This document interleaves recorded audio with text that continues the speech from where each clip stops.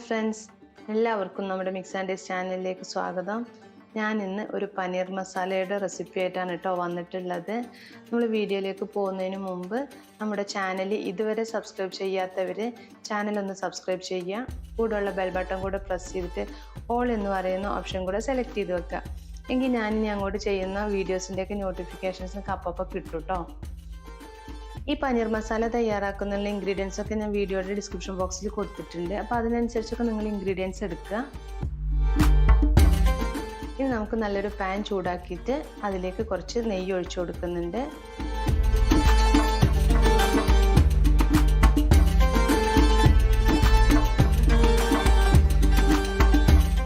നെയ്യ് ഒന്ന് മെൽറ്റായതിന് ശേഷം നമ്മളിതിലേക്ക് 2 ക്യാപ്സിക്കം കട്ട് ചെയ്തത് ഞാനിതിലേക്ക് ചേർത്ത് കൊടുക്കുന്നുണ്ട്. ജസ്റ്റ് ഒന്ന് നെയ്യിൽ വഴറ്റിയെടുക്കുക.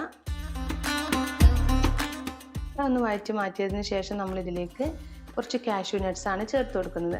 കാഷ്യൂ നട്ട്സ് ഒന്ന് ബ്രൗൺ കളർ ആവുന്നത് വരെ നമ്മളൊന്ന് വഴറ്റി കൊടുക്കാം.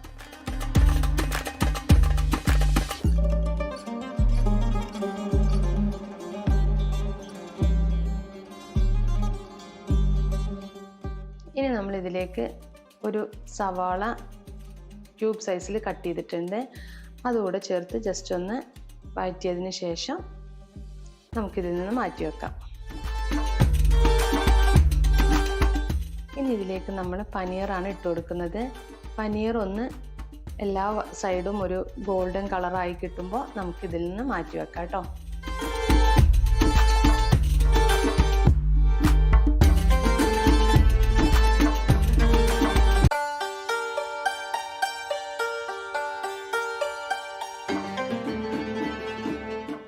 നമ്മൾ പനീർ മാറ്റിയതിന് ശേഷം ഇതേ പാനിൽ തന്നെ കുറച്ചുകൂടെ നെയ്യ് ഒഴിച്ചു കൊടുക്കുന്നുണ്ട്.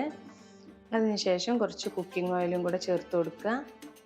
എന്നിട്ട് നമ്മളിതിലേക്ക് പട്ട, ഗ്രാമ്പൂ, ഏലക്ക, ജീരകം അങ്ങനെയുള്ള സ്പൈസസ് ഒക്കെ ചേർത്ത് കൊടുക്കുക. സാജീരകം ഒക്കെ ചേർത്ത് കൊടുക്കുന്നുണ്ട്.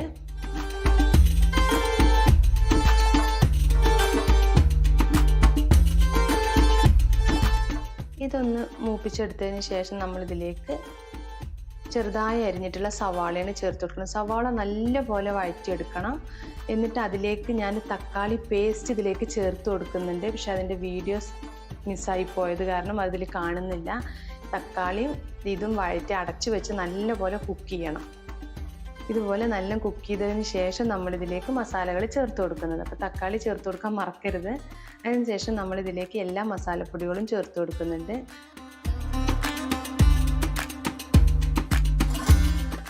അത് നല്ലപോലെ ഒന്ന് അടച്ചു വെച്ച് എണ്ണ തെളിയുന്നത് വരെ ലോ ഫ്ലെയിമിലൊന്ന് കുക്ക് ചെയ്തെടുക്കാം.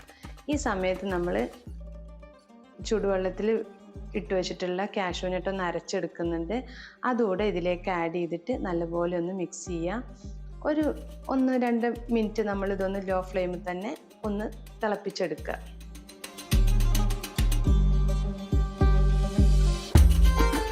ഇപ്പോൾ കാഷ്യൂ നട്ട്സൊക്കെ ചേർത്ത് കഴിഞ്ഞാൽ നമുക്ക് ഗ്രേവി ഒന്ന് വളരെ തിക്കാവും. അപ്പോൾ നമുക്ക് ആവശ്യത്തിന് വേണ്ട ഗ്രേവി എങ്ങനെയാണോ അതിനനുസരിച്ച് നമ്മൾ കുറച്ച് ഹോട്ട് വാട്ടർ ചേർത്ത് കൊടുക്കുന്നുണ്ട്. എന്നിട്ട് നല്ലപോലെ ഒന്ന് ഇളക്കി കൊടുക്കുക. എന്നിട്ട് അടച്ച് വെച്ചിട്ട് നല്ലപോലെ ഒന്ന് തിളപ്പിച്ചെടുക്കണം. ഈ ഒരു ഡിഷ് കുറച്ച് സമയം എടുത്തിട്ട് തന്നെ ചെയ്യുകയാണെന്നുണ്ടെങ്കിൽ വളരെ ടേസ്റ്റി ആയിട്ട് നല്ലൊരു ഡിഷ് തന്നെയാണ് കേട്ടോ നമുക്ക് കിട്ടുക. ഇനി നമുക്കിതിലേക്ക് നമ്മൾ ഫ്രൈ ചെയ്തെടുത്തിട്ടുള്ള പനീർ ചേർത്ത് കൊടുക്കുന്നുണ്ട്. അതിനുശേഷം നമ്മൾ ഫ്രൈ ചെയ്തെടുത്ത കാഷ്യൂ നട്ട്സും കൂടെ ചേർത്ത് കൊടുക്കുക. എന്നിട്ട് അടച്ചു വെച്ചിട്ട് നമ്മൾ ഇതൊരു 2 മിനിറ്റ് അല്ലെങ്കിൽ 3 മിനിറ്റ് നമ്മൾ ലോ ഫ്ലെയിമിൽ തന്നെ ഒന്ന് കുക്ക് ചെയ്തെടുക്കാം.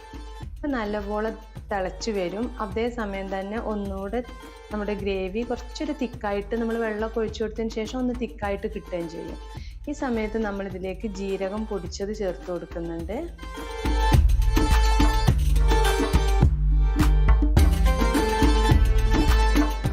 ഇനി എല്ലാ സ്പൈസസും ഒന്ന് ബാലൻസ് ചെയ്യാൻ കുറച്ച് ഷുഗർ ആഡ് ചെയ്യുന്നുണ്ട് കേട്ടോ.